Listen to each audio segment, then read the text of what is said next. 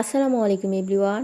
আমি বরাবরই নেহারি খুব ভালো রান্না করি, আর আমার হাতের নেহারি সবাই ভীষণ পছন্দ করে, মানে যে খেয়েছে সে ওই পছন্দ তো ভাবলাম আজকে যেহেতু নেহারি রান্না করেছি তোমাদের সাথে একটু ভিডিও শেয়ার করি। এখানে আমি গরুর 5টা পায়া নিয়েছি, পায়াগুলো খুব ভালো করে পরিষ্কার করে ধুয়ে নিয়েছি ফার্স্ট। এরপর হচ্ছে একটু বেশি করে এলাচ, দারচিনি, তেজপাতা, লবঙ্গ, আস্ত গরম মশলা যেটাকে বলে দিয়ে দিলাম। একদম ফ্রেশ ফ্রেশ বাটা মশলা, যেটা শিল পাটায় বাটা, কোনো ব্লেন্ড করা না, একদম ফ্রেশ আজকেই বাটা হয়েছে। বাটা মশলার মধ্যে আছে আদা বাটা, রসুন বাটা, কাঁচা জিরা, কাঁচা ধনিয়া বাটা, আর হচ্ছে 1 চা চামচের মতো লাল মরিচের গুঁড়ো কালারটা সুন্দর দেখানোর জন্য। এরপর স্বাদ মতো লবণ, পরিমাণ মতো 6 থেকে 7টার মতো আস্ত কাঁচা মরিচ, আর হচ্ছে আস্ত একটু শাহজিরাটা অবভিয়াসলি দেওয়ার চেষ্টা করবেন, এতে এত সুন্দর আসে যেটা হচ্ছে বরাবরই নেহারিতে আসে না।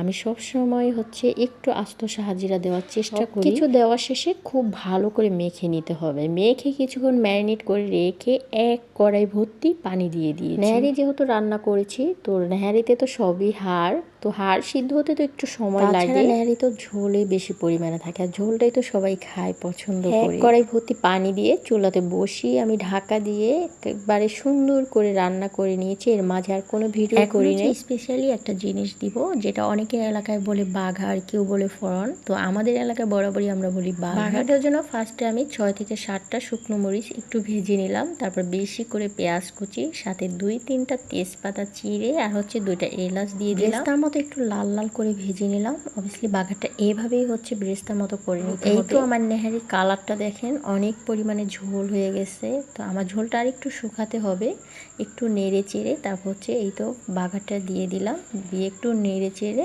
অল্প কিছুক্ষণ চুলাতে রেখে দিব। আসলে নেহারি রান্না করতে আমার কাছে খুবই ইজি মনে হয়, আর আমার রান্না করতে ভীষণ ভালো লাগে, মনে হয় কোনো ঝামেলাই নেই এটা রান্না। ফাইনালি আলহামদুলিল্লাহ নেহারি রান্না শেষে যেটা লুক অনেক বেশি লোভনীয় দেখাচ্ছে, খেতেও কিন্তু ভীষণ মজা হয়েছে। এক একজনের রান্নার স্টাইল হচ্ছে এক এক রকম, আমি যেভাবে রান্না করি সেটাই শেয়ার করলাম তোমাদের সাথে। আল্লাহ।